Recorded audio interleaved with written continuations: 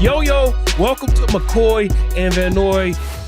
I am one half of your gracious host, none other than Gerald McCoy, the 93rd wonder of the world, big chest from the Midwest, the one that never fails. I only thrive. Killer knows why, because I'm from the south side of the 405. And my gracious co-host is Kyle Van Noy, two-time Super Bowl champ and a recent Pro Bowler. And a recent Pro Bowl. Yeah, I love it. Hey, listen, this is going to be an impromptu episode. We are doing a quick sit down with Killer. He has not joined us at the Super Bowl yet. We're going to give you a little Super Bowl preview, and then we will have our live episode a couple days later, but we're going to lead you into some interviews, some great interviews we're going to do. But right now, we want to hear from Killer, how he feels about the Super Bowl matchup coming up, and then I'll give my take on the Super Bowl matchup coming up, and then we got some phenomenal interviews for you. Killer, how do you feel about the matchup, my brother? I'm excited about this matchup, but you can't just jump all the way in, right? You got to let things settle in, right? It's going to be closer to the game. There's going to be a lot of talking heads, including us talking about the game leading up to it. So it's kind of like, what am I going to say right now that's going to hit different than everybody else? And the one thing that I come back to is the Eagles passing game, because I feel like that's going to be the difference in the game. You know, Saquon's going to get some yards. Now, how much, that's to be determined. You know, I expect him to get 100 yards, but there's going to come down to, in this game, key moments, key third downs. Can the passing game get over the hump? Can Kellen Moore draw and design some plays up in these 2 weeks leading up to the game to get A.J. Brown open, to get him going a little bit, to take the pressure off Saquon, to get Devontae Smith going? You know, are they going to put cloud coverage over A.J. and try to force the ball to go to Goddard and to Devontae Smith? Now, those are going to be my X factors in this game, is the passing game. So it's going to come down to A.J. Brown, Goddard, and Devontae Smith. How are those three going to get it done with the game on the line, in those gotta have it's, in those money downs in the red area when they do stop the run? Because it's going to happen. How are those guys going to perform under the pressure with Jalen Hurts? That combination, the passing game and those X factor with the three receivers. I know he's a tight end, but he's going to play as a receiver. Those three are going to be my X factors in this game. So those are your X factor determiners for the game as far as situational things that can happen, or those your X factor players? Those are my X factor players, because you know it's going to come down to the passing game, because I think Kansas City is going to do whatever to stop Saquon, to slow him down and try to get Jalen Hurts into passing situations. Those X factors, can they get open? And then when they are, can they make those contested catches like they did against the Commanders? You know, A.J. Brown, that 4th and 5, that long ball down the sideline. Can he have those in the biggest moments of the season in the Super Bowl? Yeah, and the determining factor will be that all the Eagles' adversity moments have come at home. They've been at home with the crowd behind them.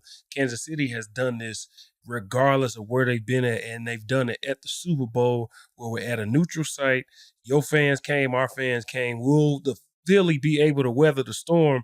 And to counter what you said, my thing is, will Kansas City be able to be better defensively on third down? They're not very good at getting people off the field on third down, and that run defense is a little leaky. We know that Spags plays great from ahead. He can light you up with the blitzes. They got 4 that can come after you. But when they have to stop the run with a team with momentum, and you got, you know, top 2 running backs in the league right now, he had a phenomenal season, and what they're doing best, they are going to do. They're not going to not give the ball to Saquon. They're going to attempt to run the ball, especially with what they've seen. You said it yourself. Buffalo stopped using James Cook. It wasn't that it wasn't working. They chose to stop using him.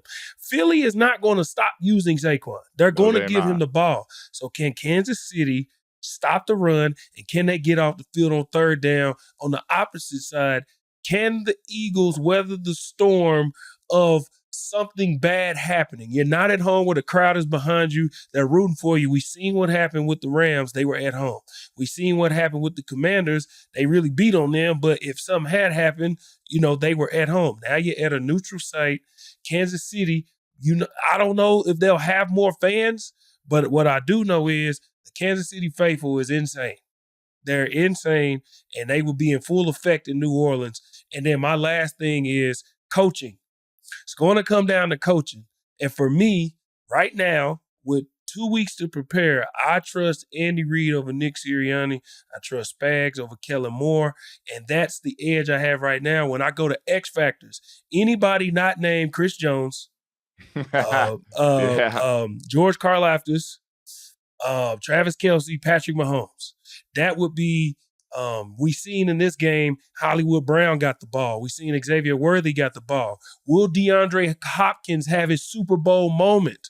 He's on the team. They brought him in to be the guy, but will he have his moment? Justin Watson, another guy, he has 3 Super Bowl rings. He won in the NFC with the Bucs, and then he's won 2 with the Chiefs. Last year in the AFC Championship, sorry to bring up bad memories, but Marquez Valdez-Scantling caught the ball to seal the game. It was a guy not named one of the main guys. So who is that guy going to be? The offensive line. They've been getting Patrick Mahomes beat up. This D-line you about to face is one of the best in the league. They're better. Coming after this guy. You have Joe Tooney, who I love at left tackle, is an all-pro, but he's not, at left guard, but he's at left tackle. Yeah. He played good last week, though. He did. We see Mike Caliendo. He was getting Mike Caliendo was getting there. He had a bad game. That was happening with them. They're not Jalen Carter. Yeah, so, I agree with that. Nolan Smith. He's playing with confidence. You got a guy who ran a 4.4 who's playing the best football that he's played his entire career. Sure. And you need that if you want to win a Super Bowl. So you're up against it. But if any team can deal with it, it's the Kansas City Chiefs. So again, like Killer said, as the week goes on, we'll get more into it. We haven't had a media day. We haven't got to hear these guys go back and forth during the week. Once that happens and we give our final analysis, we will give those live as we shoot McCoy and Van Noy live at Radio Row. This has been our Super Bowl preview. Now we're going to lead you to some phenomenal interviews. Stay tuned, and we'll see you live on Thursday. Here we go. Peace. We are sitting here at the Toyota Land Cruiser set at Super Bowl 59. I am Gerald McCoy, former NFL All-Pro and Pro Bowler, and I am sitting here with my guy, Bomani Jones. What's up, my brother? Doing all right, man. How about you? I'm doing great, man. We're going to talk a little sports, obviously. There's a big game this week. There is football being played this week. So there is a game. And speaking of our game, everybody wants to talk about the Myles Garrett trade. Mm-hmm. But there was another thing that came out in L.A. Cooper Kupp said he was surprised that the Rams were not going to keep him, but they were going to work with him and his family to put him in a place where he was comfortable. How you feel about that? He's at that age where this happens. It happened to you. Yeah. It happens it happens in a particular way to guys who have been as good as he is. And you get to that point where this is what the NBA is starting to see now, that with a hard cap, the decisions are different on what they do with everybody, and you almost become, in a way, a victim of your success if you want to stay. If you want to stay in the place and you want to get the money, it's hard to get both of those together. He just lived the life, apparently, that made him think it couldn't happen to him. Yeah, was the writings on the wall? Did we see this coming with how good Puka Nacua has been? Right. It's how good he's been. Kupp's been getting hurt. Yeah. Like you put all those things together, and it's like, hey, man, there are ways in which they would love for him to stay, but they're not the ways, I think, that he then wants to stay. And so now maybe he can find a trade partner, but in all likelihood, and I don't think this would be the worst thing for him, you wind up in a free agent situation and you go find your spot from there. That's what I'm saying. And for me, when I start thinking about where he could go, Washington has a lot of cap space, but he's from actual Washington. Him in Seattle, it could work. I'm just saying, he's from Washington. He could be. So it's not horrible. But even with me with the Bucs, I thought it would begin and end with the Bucs. Right. That was always my plan. I wanted to retire as a Buck, but it just that ain't how it went. And that's how it goes sometimes. Hey, man, you know? just about everybody worth a damn at their job been let go in one way or another. Yeah. It doesn't mean it's about you, right? It doesn't mean that. And this just happens, right? Yeah. You go, you find a new place. I'm sure it hurts because they tell y'all all this stuff about family and everything else, and then you realize it's not necessarily the case. But then you realize, okay, this is just what it is. Yeah, and speaking of blindsided, you brought it up, the NBA. This is one of them trades where it was like, I know people ask me, where was you at? I was at home, and my wife told me, when you in sports, your family expects you to know everything about sports. So when she told me that Luka had got traded for AD, I'm like, that's stupid. You believe anything. Who's the source? And she was like, ESPN. I'm like, this is like. So I had a flight at 8 o'clock Eastern that Sunday morning. So I'd gone to sleep early. I wake up at like 5:15 and I look at my phone and my boss had sent a text to me and my producer and said, man, I wish we were on today to talk about the Luka AD trade. And my question was, who is AD? Right. Because it didn't. AD who? Right. This couldn't make no sense to me. The idea that this had happened, like a Luka trade, that was crazy enough. But I was like, what are you talking about? Who is AD? Yeah. I knew who Luka had to be. And then I was like, wait a minute. I looked at it and I said, wow. Whoa. It's the single most shocking personnel move. Absolutely. I've been doing this job for about 25 years. Nothing ever has been this shocking. Look, this happened 4 days ago. We could still sit here and talk about this for 2 hours. Yeah, for sure. And how do you feel on both ends? Do you feel like the Mavs seen the writings on the wall? And do you think the Lakers were so thirsty for their next face? Because let's call it what it is. The Lakers need a face. Yes. You had Magic, you had Kareem. Couple years off, you ushered in Shaq and Kobe. Couple years off, you usher in LeBron. Right. They needed a face. A lot of people felt like AD couldn't handle the lights. He was always hurt. It was always this or that. They need a face for the future. Did they not see the red flags where a team could say, this guy's been first team All-NBA 5 years in a row, but here, take it. Yo, so that's my thought right there. I think the most interesting part of it. I like seeing the red flags. Right. No matter how crazy you think Dallas is for doing this, they know him better than anybody else. That's right? What I've been That's saying. what I say about it in football when a guy becomes a free agent. It's like, hey, man, the people that know him the best said that y'all can go ahead and have this. So to me, that is a warning. But the Lakers, they saw a sale. Yeah. They're like, hey, man, Luka going for 40% off. That's what I'm saying. Who am I to pass up a good deal? That's what I'm saying. So if I were the Lakers, I'd probably take that good deal. Yeah. I think it took nerve. If you really think that this is as good as it's going to get for this guy, which is possible. Dwight Howard was never the same after 26, for example. Right. Luka turns 26 in a couple of days. Yeah. If you think this is the move, man, you got to have some stones to make it. But I'm with you. You got to ask yourself, why? Why did they just say take him for nothing? Right. It's not like AD, getting back AD and the Mavericks are in with this group, they're in a win now mode. I still believe AD's won a championship.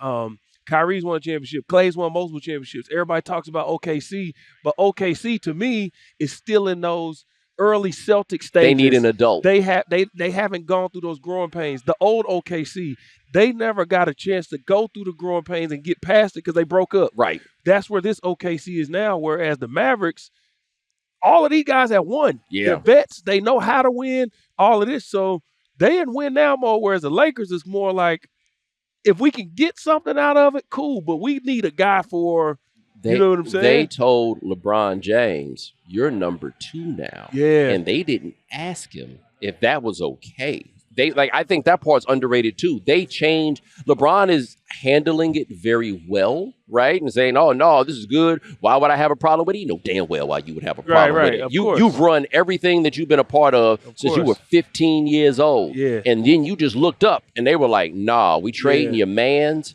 and we trading them for this guy. For sure. He the captain now. Yeah. Right? And so let's see how this goes. Like, I think LeBron plays for them next year. It doesn't shock me if he doesn't. Yeah, and then we talk about tandems. De'Aaron Fox with the San Antonio. Yes. How do you feel about him and Wemby together now? Let me ask you this, man.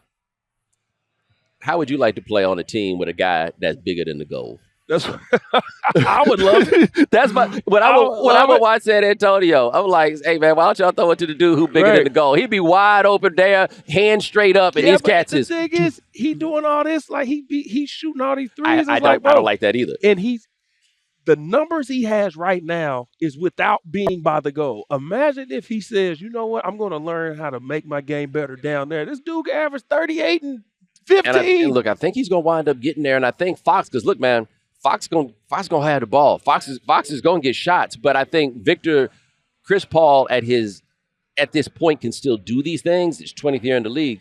But having more people that can help get shots for Victor, more people that you have to worry about. Because look, man, I ain't never seen anything like this in any sport. I know. Period. Where it's just like, this is an expansion of what we believed was possible. Yeah. Here we go. I know. Here we go. Hey, I want you to stick with us. We got a great segment. I think you're going to really enjoy it. We're going to go to a quick break. We are going to sit down with Puka Nacua and Cam George. Stay tuned. We'll be right back. We are here at the Toyota Land Cruiser set at Super Bowl 59, and I am sitting here with my guy, Puka Nacua. What's up, my brother? What's up, man? What's life up, is man? Good. Yeah, life is great. Good. We was just talking about BYU, and I had a little disdain for BYU for a long time. Yeah. Let me tell you why. Jerry's World he opened his new stadium. It was incredible. The very first game in Jerry's World was a college football game. It was at University of Oklahoma versus BYU Cougars. Go Cougs, baby. And we were favored to win, man. He had all this hype. I was coming back. Trent Williams was coming back. Sam Bradford, Jermaine Gresham. We had these first round picks. We could have went to the draft, but we all came back. This is the favorites to win the national championship. Wow. And on the opening drive, Sam Bradford gets hurt. Before the season, Jermaine Gresham gets hurt. And we lose to BYU. Oh, and I'm like, man, forget this, man. Forget BYU. But now my guy, Kyle Van Noy, he's BYU. So I root for BYU. Yep, man. I love to hear that. I love to hear that. That's my guy, Kyle, too. Yep. Yeah. Killer's the man. Now, there's some news that came out, unfortunately, and I got to ask you about it because I know he's your guy, Cooper Kupp. He came out with a statement that said he kind of was blindsided, didn't like it. He thought everything would start and end with the Rams. But in this business, I've seen it because I thought everything would start and end with the Bucs too. That's just not how it goes. So how do you feel about it? I know you can only say so much, but just talk about his impact on the team and what he meant to the organization and the guys in the locker room. Yeah, I love that guy, Cooper Kupp. Man, from the moment I watched the Rams facility, it took me a second to recognize that there was Cooper Kupp. There was another slot receiver we had. And I'm like, is that Coop? And then I see the 6'2", 210 receiver walk in. I'm like, okay, this is a Triple Crown winner. And he's bigger than most people think. Right? Like, on the field, when you see him play, you don't realize, like, Cooper's a lot bigger than people think. He's a lot taller. So when you see him, the first time I see him, I was like, that's not Cooper Kupp. Like, that's Cooper I'm like, Kupp, I'm thinking a little small, shifty slot receiver. Somebody nah. He's like, he got that wiggle. You can tell when somebody walking, he got a little wiggle to him. So I'm like, I walk in and I'm like, damn, he's damn near the same size as me. That's what I'm saying. I'm like, all right, this is what Cooper Kupp built like. And to be able to watch him from that moment on, and as a father, as a competitor, as a wide receiver, as a captain of our team was nothing but the best. I think of what I try to be, what I feel like I mold my game after, and somebody to watch as a professional and the way he carries himself. He was the best in every way and facet. I've been blessed to be able to feel like I've been in his back pocket for as much as he's let me. We'd be out there on the basketball court in the off season, getting shots up during season. I'm asking him about basketball. Yeah. And I try to take the basketball mentality I have and ask him to form it in the football way for me because he thinks of everything. I mean, I'm out here watching push cracks and we're fitting the inside for duos and stuff like that. And he's watching the combinations and he's like, yo, did you see it right here? And I'm like, no. I'm out here watching the outside of the play and he's watching where the action is. And I'm like, all right. And then we're going through our progressions and just how detailed and trying to communicate everything he could to me to be able to understand and to show it to everybody. It wasn't just happening to me. When we're in the receiver room, he's taking a chance to talk to everybody about their route. The same thing of not in a selfish way, but everybody, when you're out there, you're trying to make sure you grade yourself and you're the hardest on critique on yourself. So we got the tape up and I'm watching number 17 and he's watching number 10, number 17, number 15, number 5. He's watching everybody and saying, these are the things that you have as strengths. How do you play with the perfect technique to be out there, and then what are the things that, man, is just kind of football receiver 101, and how do you implement into your game, because he's got it all. Yeah, and that goes to show why he was so good, why he's a Super Bowl MVP, and why his game exceeded, man. Just to speak to the type of person he is, he was on NFL Network with us, and my son is a walk-on at Toledo, and he's watched Cooper and seen his story and how he worked and just kept working and started growing in college, and then eventually became who he became. And I asked him, can you send my son a message? So he took my phone, he recorded a message and sent it to my son, man. So that's just the type of guy he is. So I know losing a guy like that is tough, but you guys have such a great spirit in LA. Obviously, we all seen everything that happened in LA with the fires, but you guys were so integral and bringing so much joy and love to the city, man. I know the season didn't end how you want it, but just talk about how y'all were able to work through that and just all the impact and the great that y'all did in that time. Yeah, I think it was just a roller coaster of emotions. I think for everybody, not just us in the football facility, in the cities next to us. I'm sure all down there all the way to the Palisades and stuff like that. But then I think what is the best thing about football, and one of the things that I love the most is the camaraderie. Is that connection and that relationship you get to build with somebody that you wake up at 6 a.m. and you leave the facility at 5:36, and you spend the whole day with them, and you get to interact. And not every conversation you have is just about football. So what it felt like for everybody to bond together even more in the football facility, but then for others to be like, man, the beacon of light is what we is we're hoping is the Rams, and the pressure that or the privilege that brings to be able to go out there and play that football game, and that's what we have the opportunity to do. But then to go out there and play with a bigger meaning, you prepare and you do everything in your physical capabilities to go out there and win on Sunday, but then to feel like everybody else is supporting you who aren't football fans. They're just watching because, man, they want to put a smile on their face, and to be able to provide that and go out there and have a victory on top of it was the best of both worlds. Yeah, you guys did do that, man. I work in L.A. I stay in the hotel when I fly from Dallas, and I got to see the evacuees be in those hotels and the lobby be full, and they just needed some type of hope, man. And the way you guys competed, the way you guys didn't complain, y'all represented the fire department and everything, man. Y'all did exactly what y'all set out to do, which was provide hope. So as a father, family man, somebody who's been in LA every weekend and seen it, I'm saying thank you to you guys for everything y'all did. Now, you're here with Toyota, official automotive partner of the NFL, who's been supporting the next generation of superstars this year and has got some pretty cool things in store for NFL fans, the Super Bowl experience here in New Orleans. Tell us a little bit about it. So Toyota has been the best to me. To be able to be one of the partners, to be able to drive a Toyota every day when I'm going to the facility. Yeah. I got my little Toyota Supra, and I be out there on the one-on-one trying to slide as much as I can in between the traffic.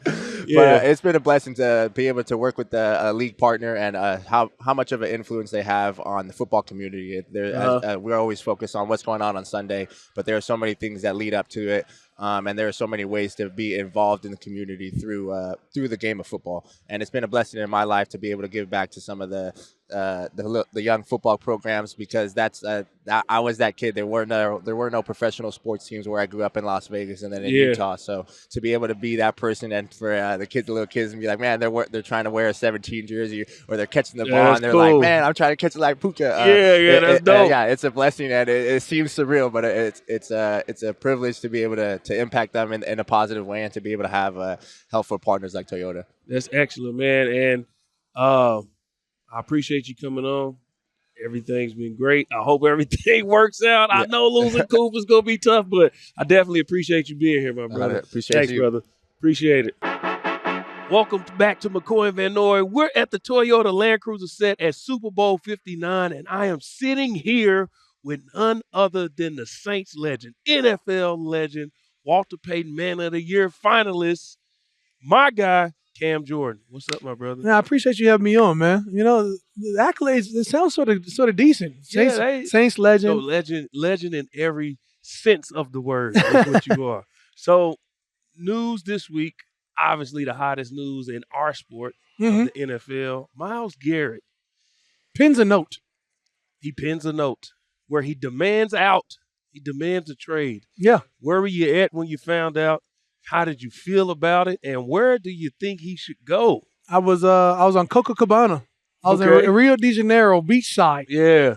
With the defensive line. We took a defensive line trip. Okay.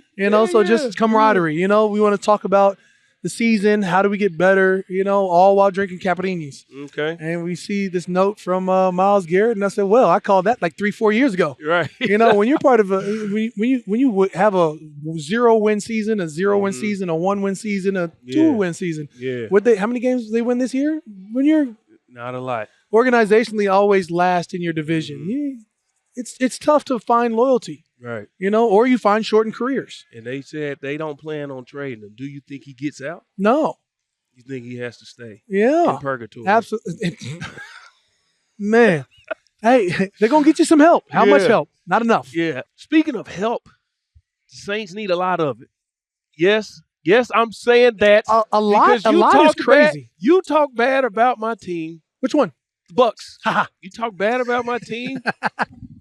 Ain't missed the playoffs in 5 years. Won a Division 4 in a row. And that used to be y'all. It was. Y'all were vying for that every year. Well, y'all trying to get back to that. There's rumors that there's an offensive coordinator coaching in a big game this week because there is football being played this week. There is. The game we're all trying to get to. Yes. Kellen Moore. Rumors that he could be the next Saints head coach. How do you feel about it? Would y'all welcome Kellen Moore? A lot of rumors swirling. Yeah, it is. And times like this when the game is always changing, I just want to say beyond football, beyond head coaches, I'm going to have to rely on it's making me a little nervous. Some would say I start sweating thinking about what the future could hold. But I know that my sweat isn't going to show. Because I think the game is always changing, and that's why Old Spice stepped their game up. Yeah. With their game-changing total body deodorant, aluminum-free, sweat-absorbing total body, dry-feel deodorant, giving you 24/7 freshness. So now that I've applied, now that I've thought about it, I'm willing to take in any and every coach that's going to have a winning mentality, and that's top-down. That's a head coach, that's an OC, that's a DC, that's a D-line coach. You done seen a lot, you done been through a lot, so you would know what type of coach y'all want in the building. I think Darren Rizzi showed a lot. Yeah. He clearly showed he had head coach potential with our interim head coach change situation. For sure. He took over. He brought in a lot of energy, a lot of spice, a lot of directive. I said, man, that's sort of what you want in the head coach. You see it again. Right. And we brought a big game to your city. You are up for the Walter Payton Man of the Year. You are a finalist. We all want to win a Super Bowl. Yeah. But individually, winning this award is the most prestigious award you can win in our game. Yep. What would it mean to you to win it in your city where you put in all this work? You put in work everywhere, but in this city, oh man, there's nobody better. How would that feel? I mean, that's just it. It's because it's in this city, it probably means it hits a little bit more. It went from I've been nominated 2 times before, and I was like, all right, these are great guys. In this league, you have got guys that give a lot of time, a lot of effort, a lot of money into their respective communities. But the fact that it's here, right? The fact that I'm still doing work here. I'm launching my scholarship program Monday from the Cam Jordan Foundation. We're going to send 4 kids that are in the state of Louisiana to an in-state college. We're going to pay for all 4 years of college. Things like that happen. The fact that I can go to these schools on my off day during the season, visit 17 schools. I ended up donating $10,000 to every school that I visited this year. And that's just the things that we've done that are off the top of my mind. I'm always in this community. I'm always giving back. I'm trying to break down the digital divide, the financial barriers, the abilities that kids, that they one 3 or 4 kids don't eat breakfast going to school. There's so many addresses that there's so many needs that you can try to address. But focusing on it. So for me to be a nominee, be nominated for the Walter Payton Man of the Year is just a blessing. And it feels like it's a challenge. You're like, how much more can you do? What else can we get into?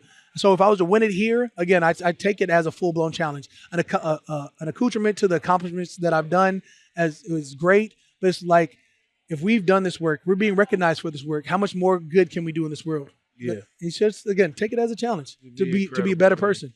Yeah, well, I appreciate you coming on set, bro. Yes, sir. It's always love. Always. When I see you. A lot of people think that because we were rival teams that the guys just beat. Who was rival teams? Hey, but guess we were respectful. Guess what? me and Cam, we were in the promo every year together, so we built a little relationship. Absolutely. I appreciate you coming on, my brother. What was little man was like 13, 14. Now he's a grown man at Oklahoma still. Yeah, he's at Toledo now. Oh, he went to Toledo. Yeah, he's at Toledo now. He graduates in May. How about that? I got a college graduate, right? Man, how was that watching a son watch you play? Now you're watching him play. Man, it's incredible. It's a great feeling. He's at Toledo now. Great feeling, yeah. Okay. Great feeling. Yeah. Damn, appreciate you coming on, my brother. Absolutely. Thanks for having me. Welcome back to McCoy and Van Noy. We're sitting at the Toyota Land Cruiser set at Super Bowl 59. We're back with more with Bomani Jones. All right, Bomani, this is one of my favorite segments because I do a lot of talking. I'm very opinionated, so I love this segment. It's called Tell Us How You Really Feel. Mine, for sure, is going to be about Myles Garrett and why I think he should go to the Bucs. But before I get into that, tell us how you really feel, Bomani. Is there something you want to get off your chest? It's about the world, the larger world. Yeah. And I do want to talk about this. So I'm a little bit older than you. Yeah. I'm 44 years old, right? Back in the day, they used to call that middle age. Now, these little punks be out here calling me Unc.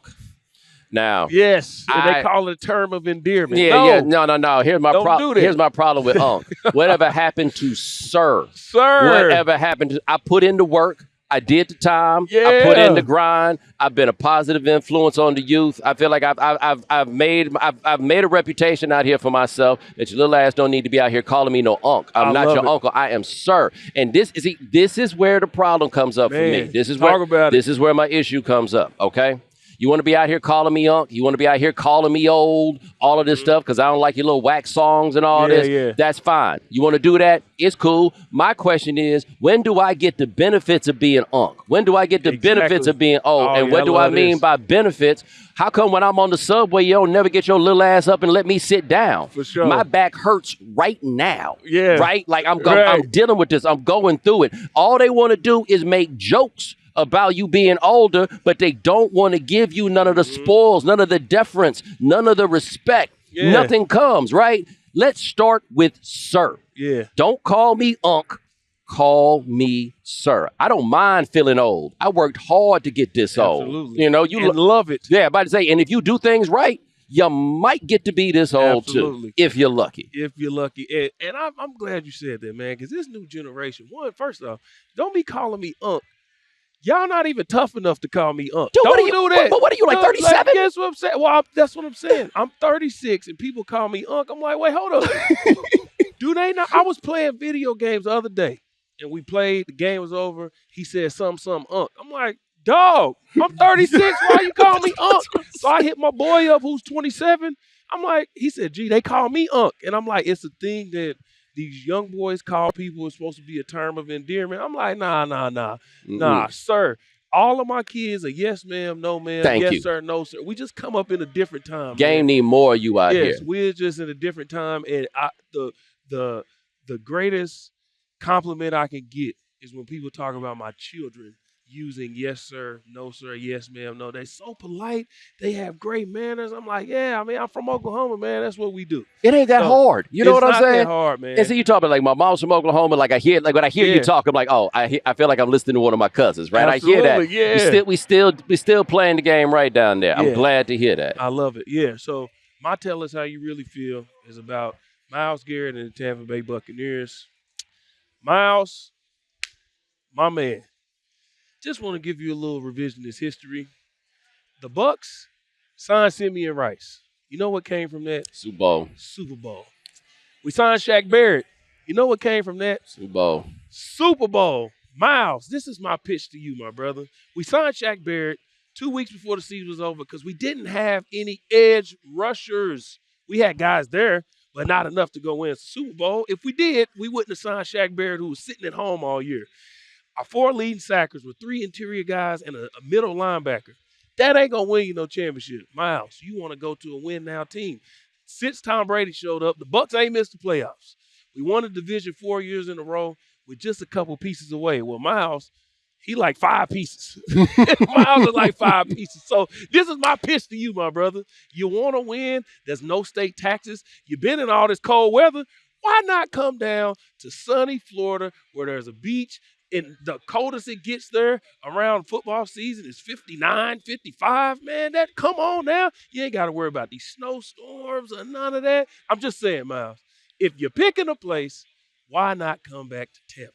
That's just how I feel, man. But you know why he ain't coming to Tampa. Yeah, he wants to trade. I too have dreams. Yeah, I too have places that I would like to be and would like to go. I know, but I had to give my pitch. And it's once you mentioned it, I hadn't quite thought about it in that way. But you're right. And the Bucs have this weird kind of up and down history. But in terms of top line defensive players, I'm telling you, Selman, Brooks, Sapp. We get to you. Yeah, we get I'm just saying, man. That's just my pitch. But hey, I appreciate you coming on. I appreciate you, man. Thank you. Always great. We always have great conversations. This has been McCoy and Van Noy. We had great interviews today. Stay tuned because we will be me and your boy Killer sitting here, and we gonna give y'all the greatest show you ever seen. We love y'all. We'll see y'all later. We are out.